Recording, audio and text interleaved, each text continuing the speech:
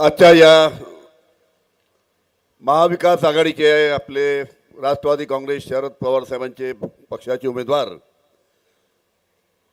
अतुलजी वांदिले यांच्या या प्रचाराच्या सभेला उपस्थित असलेले देशाचे नेते आदरणीय शरद पवार साहेब, मंचावर बसलेले सर्व आमचे माजी आमदार सुरेशभाऊ देशमुख बोंडे साहेब, माजी आमदार, माजी नगराध्यक्ष, आमचे यवतमाळचे आमचे माजी आमदार, उपस्थित मंचावर बसलेली सर्व काँग्रेस, राष्ट्रवादी, शिवसेना, रिपब्लिकन पक्ष याची सर्व सहकारी मंडळी, उपस्थित सर्व सन्मान्य नागरिक, आमच्या आया भगिनी आणि उपस्थित सर्व बंधू आणि भगिनींनो, अतिशय महत्त्वाची अशी ही विधानसभा निवडणूक लागली आहे आणि या निवडणुकीमध्ये आपण पाहिलं की या महाराष्ट्रामध्ये गेल्या 2-2.5 वर्षापासून काय चालू आहे. महाराष्ट्रामध्ये या 2-2.5 वर्षापासून फक्त फोडाफोडीचं राजकारण या भारतीय जनता पार्टीच्या माध्यमातून चालू आहे. 2-2.5 वर्षापूर्वी पहिले उद्धवजी ठाकरे यांची शिवसेना फोडली. एका आमदाराला भारतीय जनता पार्टीने 50 कोटी रुपये देऊन 50 आमदार त्यांनी तर फोडले. त्यानंतर आमचा आदरणीय शरद पवार साहेबांची राष्ट्रवादी काँग्रेस ईडी सीबीआयचा धाक दाखवून त्यांनी त्यांना फोडली. अशा पद्धतीचं फोडाफोडीचं राजकारण गेल्या 2-2.5 वर्षापासून महाराष्ट्राची जनता उघड्या डोळ्यांनी पाहत आहे. काय महाराष्ट्राच्या जनतेचे प्रश्न नाहीत? आज या ठिकाणी अनेक प्रश्न महाराष्ट्राच्या जनतेचे आहेत. आज इथे मोठ्या प्रमाणात शेतकरी वर्ग आहे, ज्याचा अनेकांनी इथे उल्लेख केला. आज शेतकरी वर्ग अतिशय अडचणीत आलेला आहे, कारण की सोयाबीनला भाव नाही, कापसाला भाव नाही, पीक विम्याचे पैसे मिळत नाही, रासायनिक खताच्या किमती वाढल्या आणि शेतकरी अतिशय अडचणीत त्यामुळे आलेला आहे. तुम्ही लक्षात ठेवा, आता यावर्षीचा कापूस आला 6,400 पहिला सौदा झाला. यावर्षीची तूर आली, यावर्षीची सोयाबीन आली 3,500 सोयाबीनची खरेदी चालू आहे. मागच्या वर्षीसुद्धा सोयाबीन आणि कापसाला भाव नाही, त्याच्या मागच्या वर्षीसुद्धा सोयाबीन आणि कापसाला भाव नाही. याचं कारण काय? तर याचं कारण हेच आहे की मोठ्या प्रमाणात या भारतीय जनता पार्टीने परदेशामधनं कापसाच्या गाठी आयात केल्या, त्याच्यामुळे कापसाचे भाव पडले. मोठ्या प्रमाणात सोयाबीन तेल आयात केलं, त्याच्यामुळे सोयाबीनचे भाव त्यानिमित्तानं पडत आहेत. हे गेल्या 2-2.5 वर्षामध्ये त्यानिमित्तानं हा तिसरा हंगाम आहे आपण पाहत आहे. जेव्हापासनं भारतीय जनता पार्टी सरकार आली तेव्हापासून ही या गोष्टी सातत्याने होत आहे. तुम्ही आठवा 3 वर्षापूर्वी जेव्हा उद्धवजी ठाकरे महाराष्ट्राचे मुख्यमंत्री होते, आम्ही त्यांच्याबरोबर सहकारी मंत्री होतो, त्यावेळेस आदरणीय शरद पवार साहेबांनी सांगितलं उद्धवजी ठाकरे यांना, आणि त्यांनी सांगितलं की कोणत्याही पद्धतीनं आपल्या या भागामध्ये, आपल्या या महाराष्ट्रामध्ये कोणत्याही पद्धतीनं कापसाच्या गाठीची आयात नाही झाली पाहिजे, कोणत्याही पद्धतीने सोयाबीनच्या तेलाची आयात नाही झाली पाहिजे, जेणेकरून आपल्या शेतकऱ्यांना कापसाचे आणि सोयाबीनचे चांगले भाव मिळाले पाहिजे.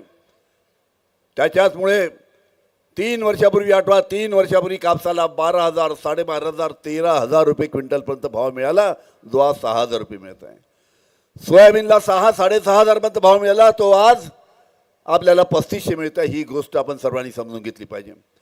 उद्या जर या निवडणुकीमध्ये जर आपण चूक केली, या भारतीय जनता पार्टीच्या जर उमेदवाराला आणि या सरकारला या निमित्तानं या महाराष्ट्रामध्ये आणलं, तर पुढचे 5 वर्ष कापूस उत्पादक शेतकरी अडचणीत राहील, सोयाबीन उत्पादक शेतकरी अडचणीत राहील. तुम्हाला त्यानिमित्तानं पीक विम्याचे पैसे मिळणार नाही, रासायनिक खत त्यानिमित्तानं महाग होईल. या सर्व गोष्टीचा विचार करायची आवश्यकता आहे. या भारतीय जनता पार्टीनं ज्या गोष्टी शेतकऱ्यांना लागतात त्या गोष्टीवर GST लावला आहे. रासायनिक खतावर किती GST लावला?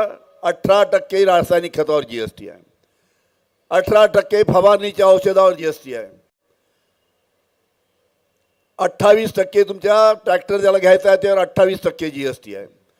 तुम्हाला मोटरसायकल घ्यायची आहे, मोटरसायकलवर 23% GST आहे. पण एखादा जर धनाढ्य इसम असेल, मोठा माणूस असेल, करोडपती, त्याला जर हिऱ्याची अंगठी करायची आहे आणि हिरा खरेदी करायला बाजारात गेला तर हिऱ्यावर फक्त 1.5% GST, पण रासायनिक खतावर 18% GST याचा विचार करण्याची वेळ आलेली आहे. त्याच्यापेक्षा जर अजून धनाढ्य कोणी असेल, श्रीमंत असेल, तो जर हेलिकॉप्टर 60-70 कोटीचा घ्यायला गेला तर हेलिकॉप्टरवर 5% GST आहे. अशा पद्धतीनं बंधूंनी बघितून ह्या गोष्टीचा आपल्याला विचार करावा लागेल. आपल्या पुराला जर आपण मोटरसायकल घ्यायला गेली तर 23% GST, म्हणजे 1 लाखाची मोटरसायकलवर 23,000 रुपये आपल्याला त्या निमित्तानं सरकारी तिजोरीमध्ये भरावं लागतात. आणि त्याच पैशातनं मग आपल्या लाडक्या बहिणीला आपण 1,500 रुपये सरकार. ही गोष्ट आपण सर्वांनी समजून घेतली पाहिजे. आणि या सर्व पार्श्वभूमीवर आपल्याला ही निवडणूक अतिशय महत्त्वाची आहे. तुम्ही जर रासायनिक खताचे जर भाव पाहिले की किती वाढलेत, तुम्ही पहा की 14-35 खत हे पहिले 470 रुपयाची बॅग होती, आता ते 470ची बॅग 1700 रुपये झाली. म्हणजे किती वाढले? जवळजवळ 1200 रुपये एका बॅगवर 1200 वाढले. त्याचबरोबर 20-20-0 हे 870 रुपये होतं, त्याचे 1250 झाले. 15 हे खत हे 363 रुपये होतं, त्याचे 1470 झाले. अशा पद्धतीनं DAP 10-26-26, सुपर फॉस्फेट, पोटॅश 18-18-0 ह्या सर्व खतामध्ये मोठ्या प्रमाणात वाढ झाली आहे. याचा सुद्धा विचार त्यानिमित्तानं आपल्याला या ठिकाणी करायचा आहे. आणि या पार्श्वभूमीवर अजून दुसरा एक महत्त्वाचा प्रश्न या ठिकाणी उपस्थित केला की संविधानाचा प्रश्न उपस्थित केला. लोकसभेमध्ये काय झाले आपल्याला कल्पना आहे की लोकसभेमध्ये या भारतीय जनता पार्टीच्या अनेक मोठ्या नेत्यांनी लोकसभेच्या निवडणुकीच्या पहिले सांगितलं होतं की या लोकसभेच्या निवडणुकीमध्ये आमचे जर 400च्या वरती खासदार निवडून आले तर आम्ही संविधान बदलल्याशिवाय राहणार नाही. भारतीय जनता पार्टीच्या नेत्यांनी त्याचा नकार दिल्यानंतर पण तुम्ही आठवा, अनंत हेगडे साहेब काय बोलले, कर्नाटकाचे मंत्री अनंत हेगडेंनी सांगितलं. फैजपूरचे भारतीय जनता पार्टीचे खासदार लल्लू सिंग यांनी सांगितलं. राजस्थानच्या उपमुख्यमंत्री आहे ज्योती बिर्ला, त्या ज्योती बिर्लाने सुद्धा संविधान आम्ही बदलू अशा पद्धतीची घोषणा केली. आपल्या महाराष्ट्राच्या पंकजा मुंडे यांनी जाहीर भाषणात सांगितलं की आमचे जर 400च्या वरती खासदार आले तर आम्ही संविधान बदलू अशा पद्धतीचे आपल्या पंकजा मुंडेंनी सुद्धा सांगितलं. पण एक गोष्ट लक्षात ठेवा, अजूनही हा विषय, संविधानाचा विषय या भारतीय जनता पार्टीच्या डोक्यातून निघाला नाही. अजूनही त्यांच्या डोक्यामध्ये हा विषय आहे.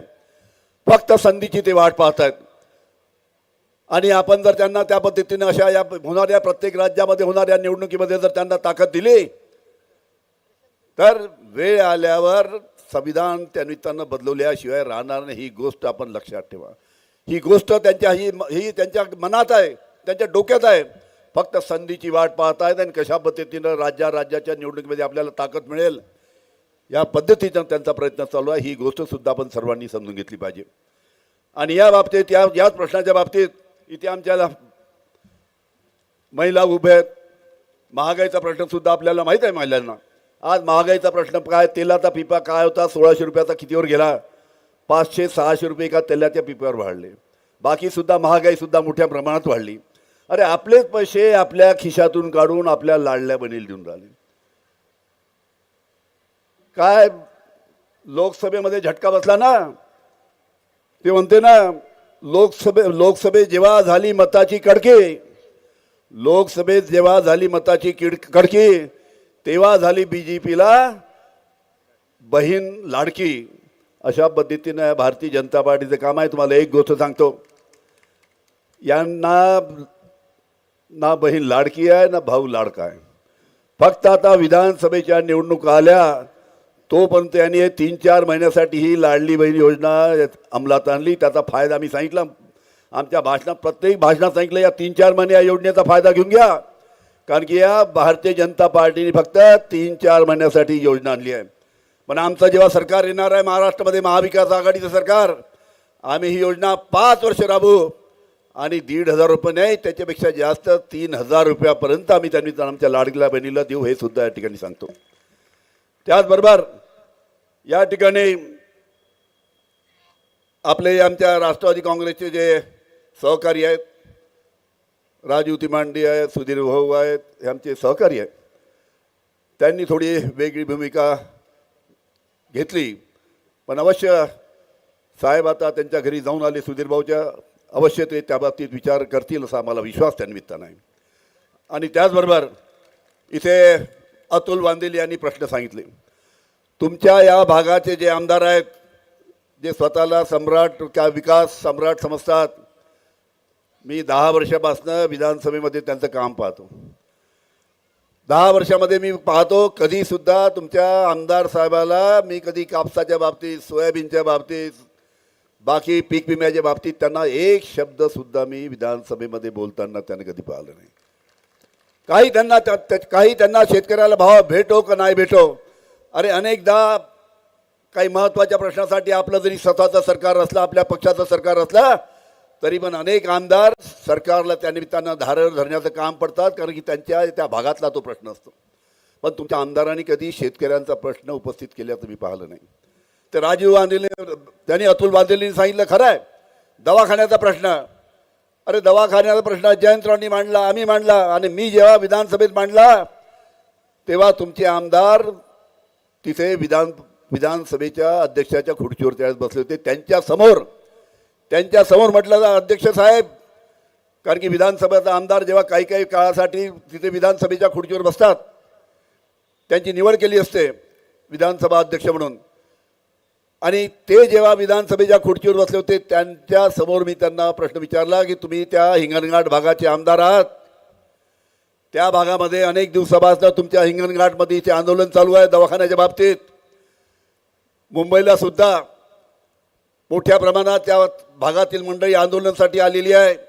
या प्रश्नाच्या बाबतीत अध्यक्ष महोदय, म्हणजे आमदार तुमचे, त्यांना म्हटलं अध्यक्ष महोदय या बाबतीत तुम्ही विचार करण्याची आवश्यकता आहे, तुमचं सरकार आहे, इतके दिवसापासून आंदोलन चालू आहे, त्यामध्ये तुम्ही पुढाकार घ्यायला पाहिजे होता, हा प्रश्न सोडायला पाहिजे होता.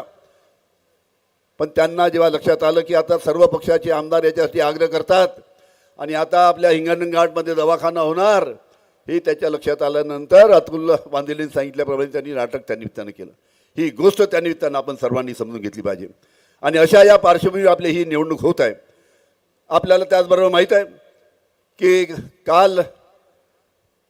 कालपासून बातमी चालू आहे, एक राजदीप सरदेसाई एक मोठे पत्रकार आहेत, एका TV चॅनलचे मोठे ते चालवतात, त्या राजदीप सरदेसाई साहेबांनी एक पुस्तक लिहिलं आणि त्या पुस्तकामध्ये त्यांनी उल्लेख केलेला आहे, आणि तो उल्लेख केला आहे छगन भुजबळ साहेबांच्या बाबतीत.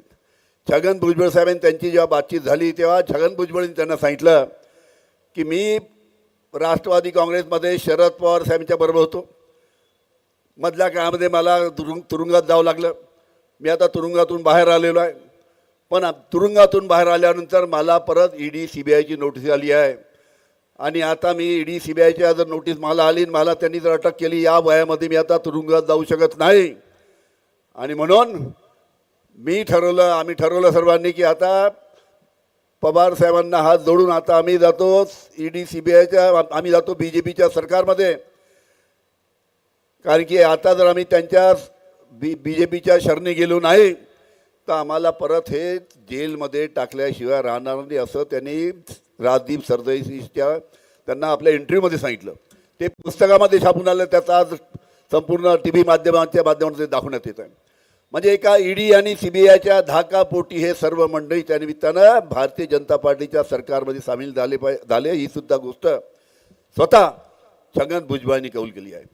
आणि मी जेव्हा महाराष्ट्राचा गृहमंत्री होतो माझ्यावर सुद्धा 3 वर्षापूर्वी असाच दबाव आला होता. मला सांगितलं होतं की अनिल देशमुख तुम्ही ॲफिडेविट करून द्या, हे सरकार पाडण्यासाठी, उद्धवजी ठाकरे यांचं सरकार पाडण्यासाठी आम्हाला ॲफिडेविट करून द्या, आमच्या सरकारमध्ये या मंत्री बना. मी त्या देवेंद्र फडणवीसला सांगितलं अनिल देशमुख कोणावर खोटे आरोप लावणार नाही, तुम्हाला काय ED लावायची आहे, काय CBI लावायची लावा, तुम्हाला अनिल देशमुखांना आयुष्यभर जेलमध्ये टाका तुम्ही टाका, पण अनिल देशमुख कुणावरही आपल्या पक्षाबरोबर गद्दारी करणार नाही. मी जेलमध्ये जाणं पसंत केलं, पण साहेबाची साथ कधी सोडली नाही, हे सुद्धा या ठिकाणी सांगतो आपल्याला. ज्या वर्षापासून प्रेम दिलं, आशीर्वाद दिला, त्याच्यामुळे त्यांच्याबरोबर आम्ही राहत असताना त्यांची साथ हे जे सोडून गेले ते आज पस्तावून राहिले, आणि म्हणून अशा पद्धतीचं वक्तव्य बाहेर देतात, ही गोष्ट सुद्धा आपण समजावून घेतली पाहिजे. आणि या सर्व पार्श्वभूमीवर बंधू आणि भगिनींनो ही निवडणूक होत आहे. आणि खरोखरच परत आपल्याला विनंती करतो की इथे जेवढे जमले आहेत ना तेवढे सर्व शेतकरी आहे, आपले जर शेतकऱ्यांचे जर हाल पुढच्या काळामध्ये झाले नाही पाहिजे असं जर तुम्हाला वाटत असेल तर खरोखरच आपला जो हा तरुण उमेदवार आहे अतुल बांदेले, याच्या